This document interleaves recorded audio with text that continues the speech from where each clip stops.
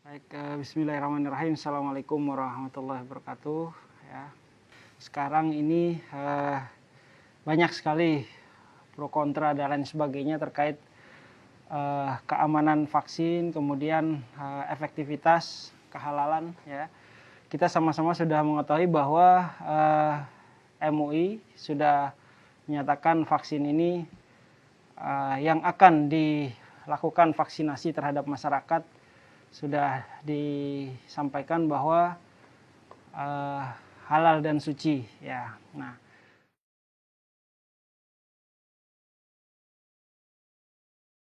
kalau kita ketahui sendiri sebenarnya berbicara vaksin ini ya, kalau berbicara vaksin berarti ada satu produk biologis yang digunakan untuk mencegah penyakit.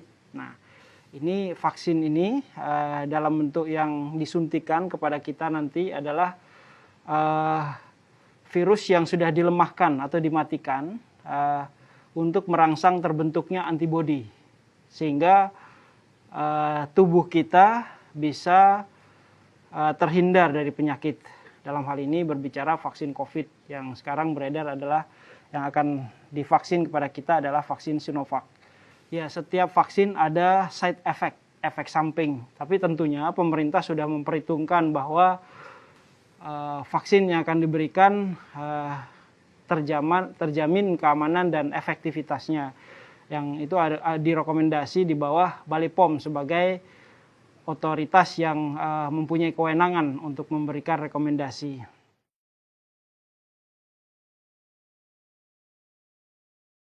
Ada satu literatur yang kami temukan bahwa di Brazil bahwa pemberian vaksin Sinovac ini tidak memberikan suatu reaksi yang signifikan, yang artinya membuat beresiko yang terlalu besar. Nah, itu yang dikhawatirkan. Memang ada literatur yang kami temukan tersebut, side effect yang ditemukan berupa kemerahan di sekitar lokasi vaksin. Itu yang kita sebut dengan kejadian ikutan pasca imunisasi.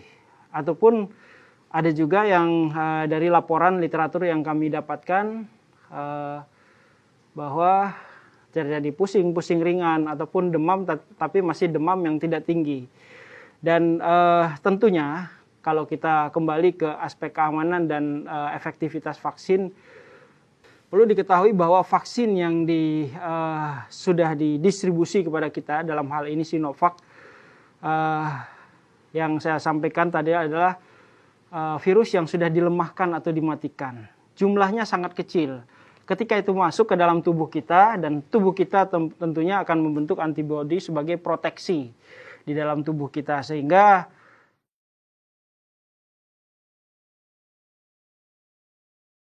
harapannya setelah vaksin ini diberikan, paling tidak kekebalan komunitas itu bisa diberikan lebih dari 70%. Dan ketika vaksin sudah diberikan, kita tentunya akan bisa terhindar dari penyakit COVID-19. Nah, ternyata pemberian vaksin dan protokol menjalankan 3M ini harus sejalan. Ya, jadi di samping setelah kita melaksanakan vaksinasi, ya tetap protokol 3M, tetap menjaga jarak, melakukan disiplin dalam mencuci tangan, menggunakan masker terutama, itu harus tetap kita lakukan. Ya, tetapi orang yang sudah divaksin, paling tidak dia sudah mendapat kekebalan secara alami di dalam tubuhnya. Insya Allah kami dari petugas kesehatan dalam hal ini yang tentunya awal pada Januari sampai April ke depan akan menerima vaksin untuk tenaga kesehatan, kami sudah siap untuk divaksin. Termasuk kami sendiri pada tanggal 14 nanti bersama pimpinan daerah siap untuk dilakukan vaksin.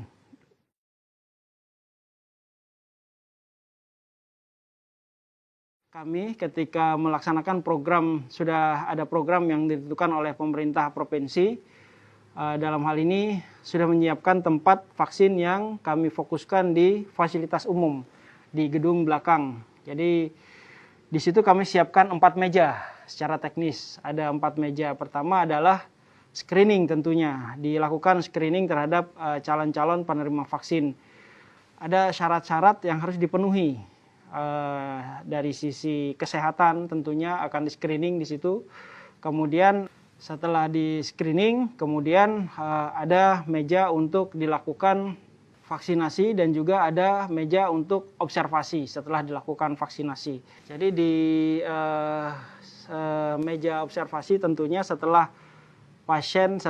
orang tadi divaksin, setelah divaksin kita observasi selama 30 menit untuk mengantisipasi kejadian-kejadian yang tidak kita inginkan, ya.